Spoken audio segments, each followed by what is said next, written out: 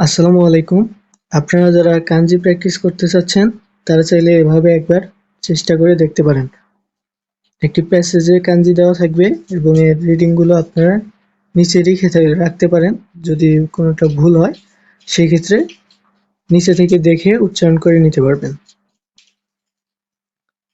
ওয়াতাশি ওয়া আতারাশি জুশো কাকুতামিনি।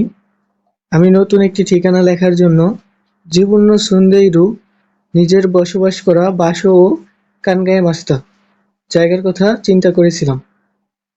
ইমা ওয়া টোকিও ফুনো চিসাইনা শি নি সুন্দেইমাসু।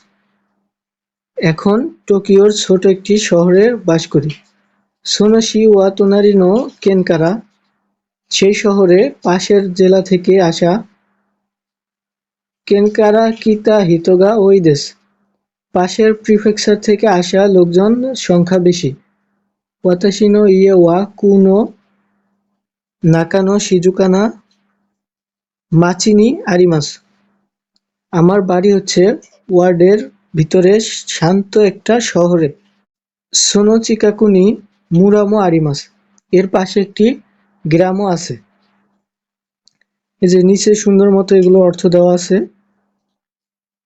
জুশো সুন্দেইমাসের সু, কিয়োতো ফু,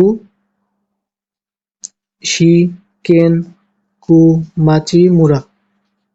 তো এভাবে প্র্যাকটিস করলে কাঞ্জি ভালোভাবে পড়তে পারবেন। আরেকটা প্যাসেজ দেওয়া আছে এখানে লেসন 2 অনুযায়ী। কোনো হেয়া ওয়া তোতেমো আকারুই কুতে কিরেই দেশু। এই রুমটি হচ্ছে অনেক উজ্জ্বল এবং সুন্দর। শিকাশি কিন্তু তোনারি নো হেয়া ওয়া কুরাকুতে কুরাই দেশু। কিন্তু পাশের রুমটি হচ্ছে অন্ধকারাচ্ছন্ন এবং অন্ধকার। একি ওয়া কোকোকারা সুকোশি তোই দেশু গা। স্টেশন এখান থেকে একটু দূরে, কিন্তু কোনবিনি ওয়া চিকাই দেশু। কনভেনিয়েন্স স্টোর কাছেই। আনি ওয়া তাইহেন সুয়োই দেশু গা ওতৌতো ওয়া ইয়োয়াই দেশু। মানে হচ্ছে বড় ভাই শক্তিশালী কিন্তু ছোট ভাই দুর্বল। কোনো কাবান ওয়া ওমই নদে, এই ব্যক্তি ভারী হওয়ায়। মোত্তো কারুই মনো ও এরাবিমাস, আরো পাতলা জিনিস বাছাই করব। কোনো হিমো ওয়া, এই দড়িটি ফুতোকুতে আনো হিমো ওয়া হোসোই দেশু। এই দড়িটি মোটা এবং ওই দড়িটি সরু। এখানে নিচে সব কাঞ্জির উচ্চারণগুলো লেখা আছে। তো এইভাবে চাইলে আপনারা প্র্যাকটিস করে কাঞ্জি রিডিং এর দক্ষতা বাড়াতে পারেন।